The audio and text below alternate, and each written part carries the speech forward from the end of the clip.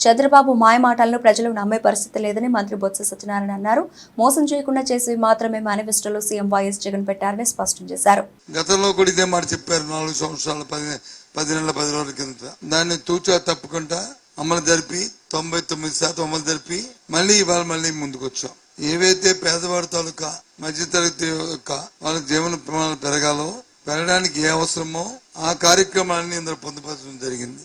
ఆ ప్రకారమే మళ్ళీ ఈసారి ఇవాళ అవన్నీ కొనసాగిస్తూ ఆ జీవన ప్రమాణాల పెరుగుదలను కొనసాగిస్తూ మన ఆత్మ గౌరవాన్ని పెంపొందించేటట్లుగా వాళ్ళ గౌరవాన్ని పెంపొందించేటట్లుగా పథకాలను కొనసాగిస్తూ ఇంకా కొన్ని ఇంప్రూవ్ చేసి కొన్ని పెట్టడం కూడా జరిగింది.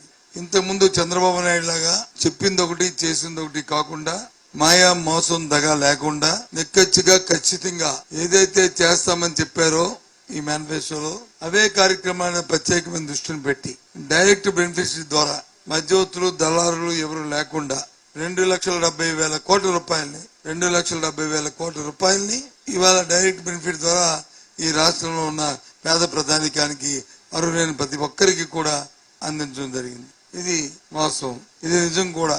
అదే ధైర్యంతో ముఖ్యమంత్రి గారు మీకు ఏదైనా ఒక మంచి జరిగితే నన్ను మళ్ళీ ఆశీర్వదించండి చెప్పడం కూడా జరిగింది. దాంట్లో అతిశయోక్తి లేదు.